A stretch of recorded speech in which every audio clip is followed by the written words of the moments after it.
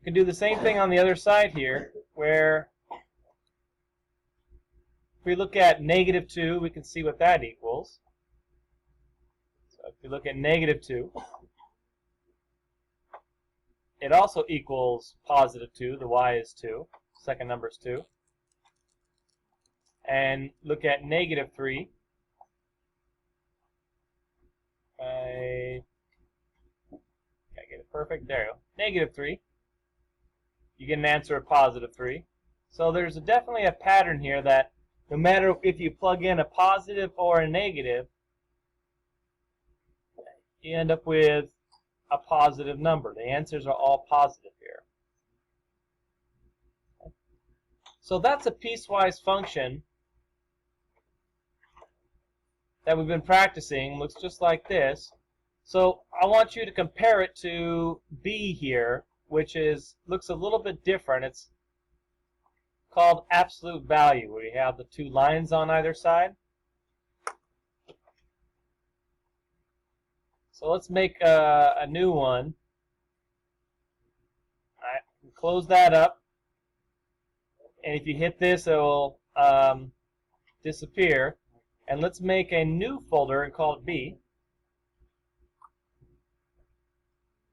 And I'm going to type in this absolute value function, okay, where it's just y equals absolute value of x. So you want to do that by using the keyboard. You can see down here right above the ABC button, just directly above it, is an absolute value button. And then if you type in x, it will make the function. Again, I'm going to move this slightly over to the right so it lines up with the B folder. So now I know it's going to be part B. It's going to be in there.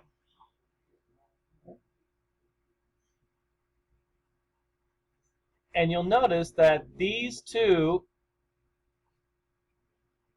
are one and the same. So this piecewise function with its x, with x greater than or equal to 0, -x, x less than 0, it's the same exact thing as absolute value of x. So we actually use this quite often, this piecewise function. We use it so often that we give it a special name. We call it absolute value. Okay? Absolute value always gives you, as you saw earlier, it always gives you an answer that is positive. So no matter what numbers I plug in, negative or positive, okay, it will be a positive number. So let's do the same thing here. Let's go ahead and look at this.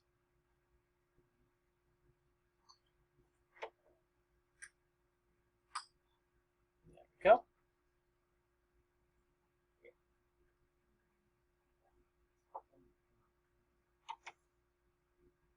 Oops.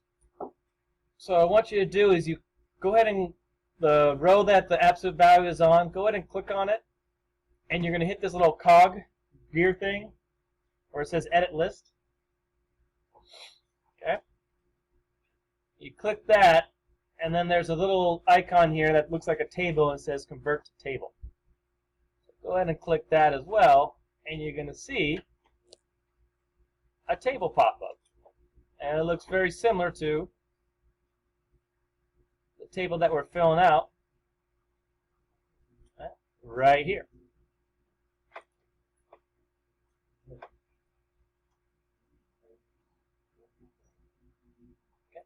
So once again, you plug in -1, you get +1. And you plug in +1, you get +1. If you plug in -2, you get a +2. Plug in a +2, you get a +2. So it's the same pattern that we had above. No matter if you plug in a negative or a positive, you get a positive answer. And that's what absolute value does. No matter where you have x, whether it's here on the left or here on the right, the answer is always positive. That y value, the second number, is always positive.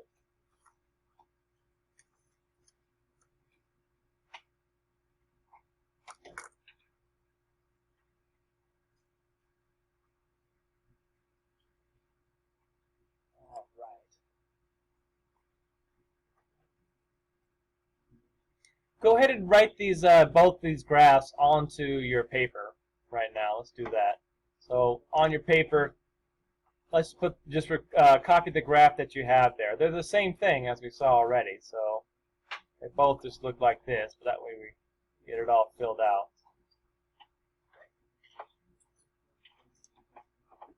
So same thing there as you see here.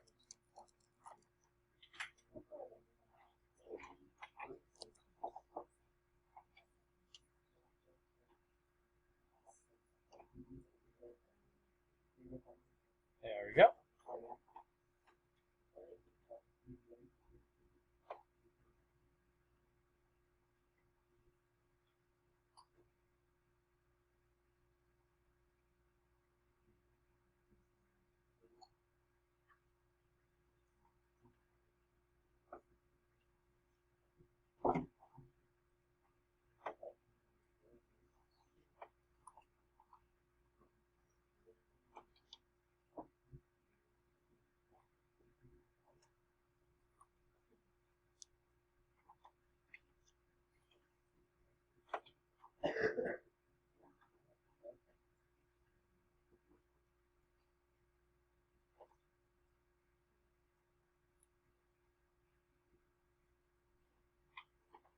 Okay, so click on the next box here, and let's add note. So go to that plus sign, kind of close to where the table was. Add a note.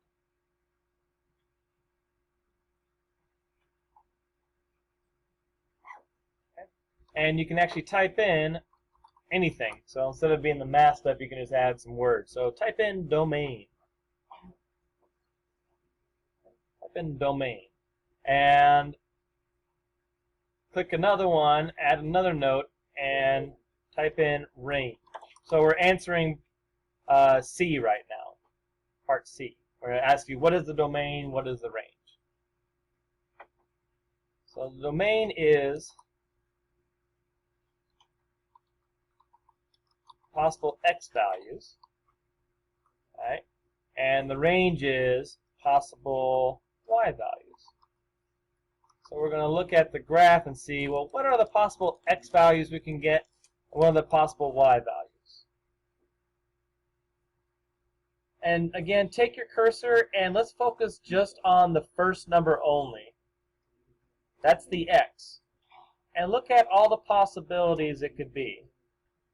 So we can have negative x's, right? Those are all negatives. And we can have positives. So for the x value, you can have negatives and positives. All right, so we can have all possible values. Would be a good way of writing this is actually all real numbers. You guys saw this before when you had infinite solutions. You'd write all real numbers. So meaning x, it can be any number. It could be any negative number. It could be any positive number. There's no possibility of not having an answer here. All positive, all negatives. Now the range is a little different. Can you get positive and negative y values here? Look at the y values. Right here it's positive 5.32. Can I get any negatives at all? Nope. These are all positives on this side. And these are all positives on this side. So yeah, there's no negative answers. As you can see, the graph doesn't go down here where it's negative. So the range is a little different. It's only going to be values that are y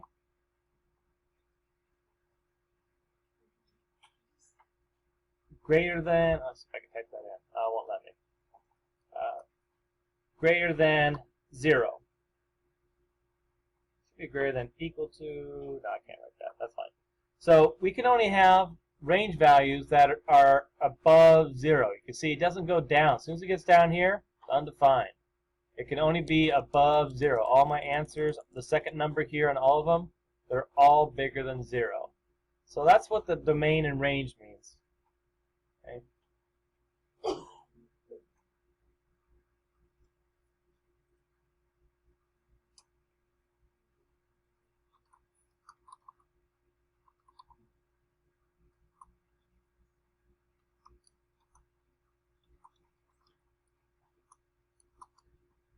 Hey, D asks you for what is the vertex? So the vertex is this little point right here where the two sides meet. So right here you can see the vertex is simply at 0, 0, wherever the point is, the center. I call it the center point.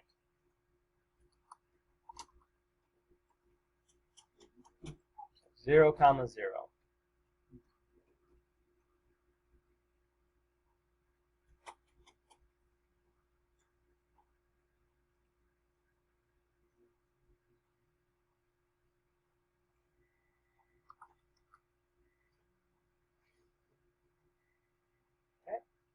So, is there a slope? Is there a slope for this graph? Kind of. It's a negative slope here, but it's a positive slope here. So, we do have two different slopes at two different places on this graph. So, there's a couple ways of saying, like, no, that doesn't have a single slope, or you can say slope has, yes, two different slopes.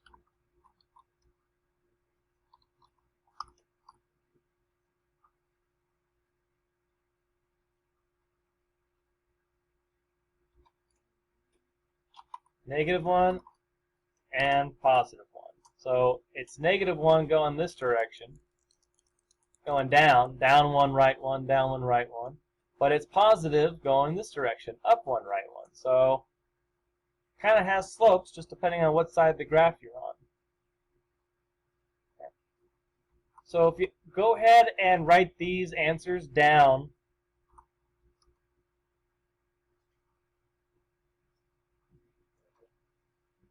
write those answers down onto your paper here. Okay. For these three, C, D, and E. Write those answers down, record them. Dump these into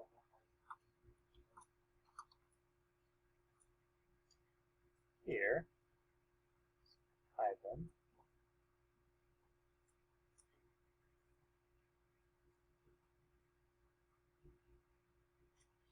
Add a new folder called F. And go ahead and once again type in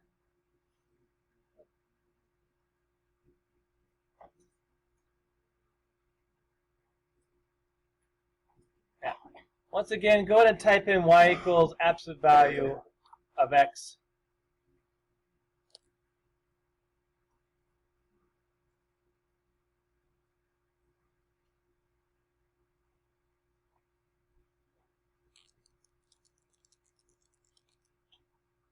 Call this F1. Looks like we got several parts to F. So we got F part 1, F part 2, and so on. So get yours to look like mine. So you have y equals absolute value of x, just like that. And then below it you have the folder with F1. And you can just click and drag these if you've already created it and move it to where you want it to be. But yeah, try to get it to look like that. Let's take a look at F1. Let's type in a function here that they have on the paper. So this one is, let's do y equals 1 over 2. Now to do the fraction, you're just going to hit the slash right next to the shift button. So you click the 1, click the slash button, and click 2, and that'll make the 1/2. And then you got to move your cursor out from the bottom. See how it's underneath? You want to make it to the right of the 1/2, and then we could put in the absolute value of x.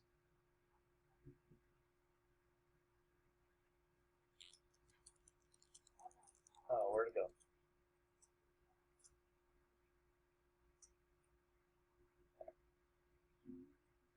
Okay. I'm going to add a note. And how does the 1/2 affect the graph? So how does this, on mine, yours is going to be different colors, which is okay. But how does this graph, the new one we just graphed, how is that different from our original? How would you describe that? Because that's what the next question is below. It says, how does the coefficient of 1/2 affect the graph? Okay. So you can start off with the 1/2 makes the graph. How would you describe that? Did it move the graph? Did it make it wider? Did it make it skinnier? What did it do to the graph?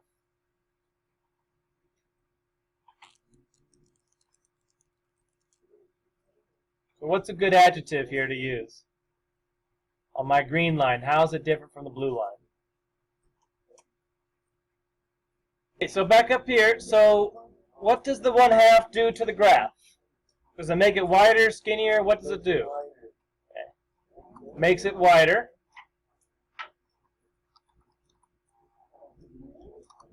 And what's a more mathematical way of saying makes it wider? So before the slope was up 1 over 1, right? Up 1 square over 1 square. What's the slope of it now? Up 1 over 2. So the 1/2 makes it wider and gives the graph a slope of 1/2. So the number in the front here acts like a slope. Now here's the thing. It's only the slope on this side. It's positive 1/2. It's going up. But on this side, it's negative 1/2. So it's both. Gives it a slope of 1/2 and negative 1/2, depending on what side. But just like the equation, no matter if it's positive or negative, right, it still comes out to 1/2. So what we're seeing here is that when you put a number on the front here, it's like a slope. Right? It's like a slope. It changes the slope. Okay? So let's look at the next one and see what happens if we make this a negative 1/2. So let me make a new folder, turn that off, make a new folder called F2.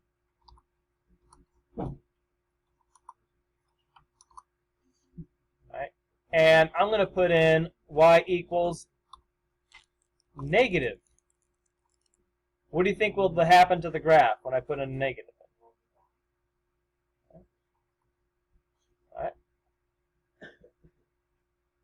I put a negative 1/2, and the graph does. Yeah, the graph opens down. So it's kind of the same thing we just had in part 1, right?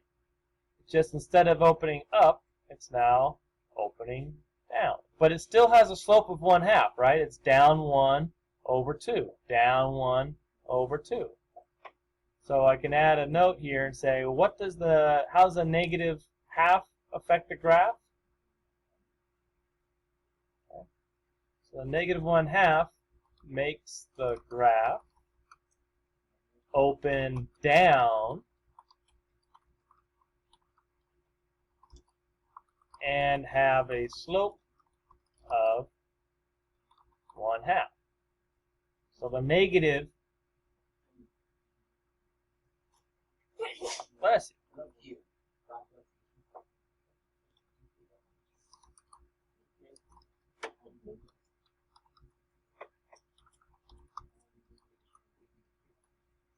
So the negative makes the graph open down, and the 1/2 make it still have a slope of 1/2. It's just opening downwards instead of upwards, like on number 1.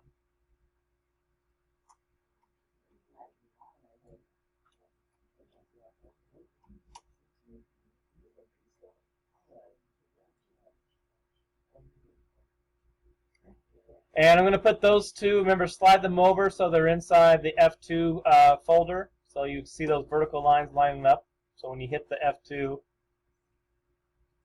they'll put everything in for number 2. And then we got 2 more. You can make F3. All right, and let's type in that equation. That's y equals 3x. No prediction. What do you think will happen when we change it from a 1/2 to a 3? Will it be even more wider, or will it be skinnier?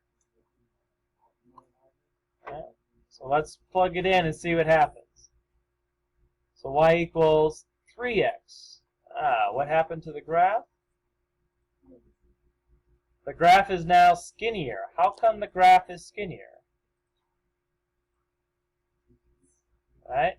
So remember, we saw before that the number in front was like a slope. So before it was going up 1 over 2, but now it's going up 3, and that's the same as 3 over 1, right? So it's going to get skinnier because it's going up faster. So a higher slope makes it go skinnier, makes it a steeper line. Okay? So how does the 3 affect? Okay? 3 affects the graph by making the slope up 3, right 1.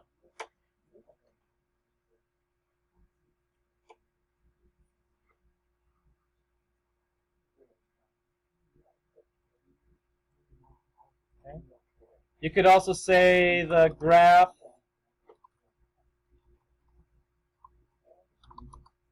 is more narrow. Another way of saying that.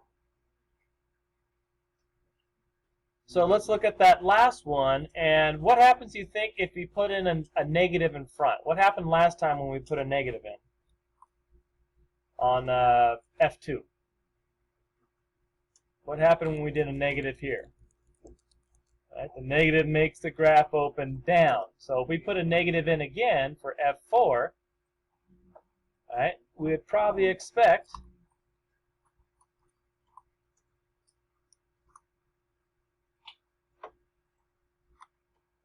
the same thing, only when you make it a negative, it opens down. So hopefully we're seeing some patterns here that, okay, the number is like a slope, it's my rise, it's my run, and the negative is opening it up and opening down. So I can give you any number now, negative or positive, and you should be able to graph it. If it's positive, you'll make sure it opens up, and then you'll use the slope. If it's negative, you'll make it open down and use that slope. It'll go down 3 over 1.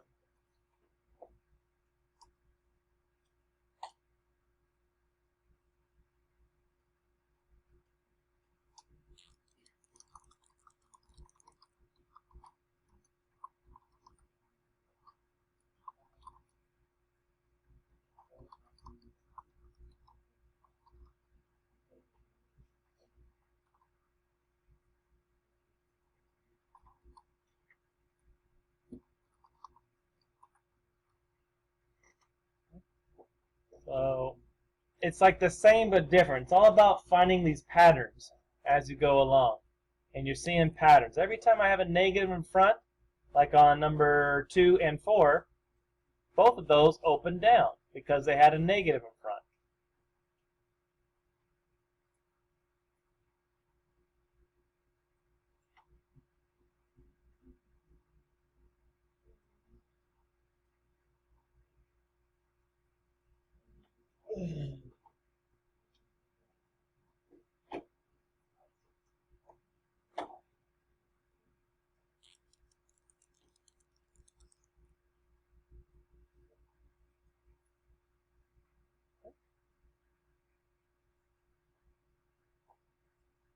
Give you a second if you need to catch up on any of that.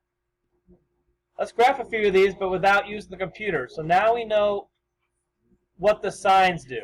So remember, if it's positive, write this down. If it's positive, it's going to open up. All right? And if it's negative, it's going to open down. So that's what we discovered on Desmos. So looking right at like number 1, I can tell that should be opening up. It's 2. Now, just like we did before, we can make it a fraction so we have a rise and a run. So this is what we've been doing for a while now. So go ahead and make this not just 2, but 2 over 1. So we're going to go up 2 and right 1. And we're going to start right there at the origin. So go up 2, right 1, up 2, right 1. Do that a few times. But we also have the other half of the graph, so the thing that's different here is that we're also going to do up 2 and left 1. So we got to do both. So we also have to go up 2 and left 1.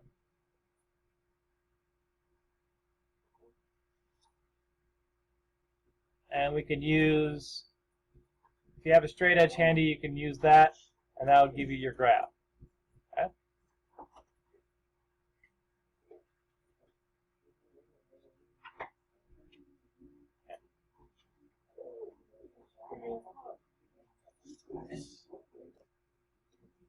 So on number 2, yeah, we're going to go up 1, but right 4. So we'll start right here at the vertex. We'll go up 1. This time we're going right 4. So it's kind of like when it was 1/2. This one is really wide.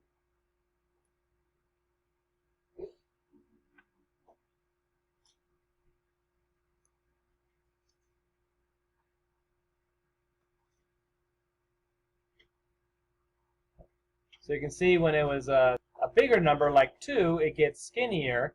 But when it's this small number like 1/4, which is like 0.25, it's almost 0, it gets pretty wide. Okay, so go ahead and see if you could do number 3 now on your own. Knowing that we did 2 over 1, up 2 over 1, and we did up 1 over 4. See if you can do up 2 over 5 on your own. All right, so let's take a look at number 4, and it's very similar to number 1, only it's a -2. So once again, what does the negative do to the graph? Yeah, so as we wrote down earlier, negative will open down. So it's going to be looking like this, okay? Opening down. So we're still going to start right here, right? But we're going to go down 1, and then right or left 1. Down 2, and right or left 1. So we're going to go down 2, we can go right 1, and also left 1. Down 2. Down 2, right 1. Do that a few times, and then you can go down 2, left 1.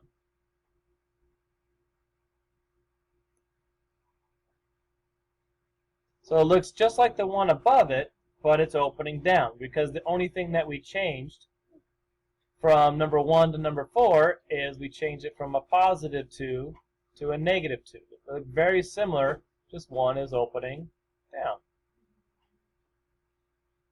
And you'll notice the same thing for number 2 and 5 and number 3 and 6. Very similar, just one's positive and one's a negative, so one's opens up and one opens down. So you can go ahead and graph 5 and 6, and then try 7, 8, and 9 on your own. Just remember that the slopes, like on number 7, when it's a negative, it's the same as -1 over 1. Number 8, 7 is the same as 7 over 1. And number 9 is the same as -4 over 1. So they all have a run of 1, either to the right or left on each one.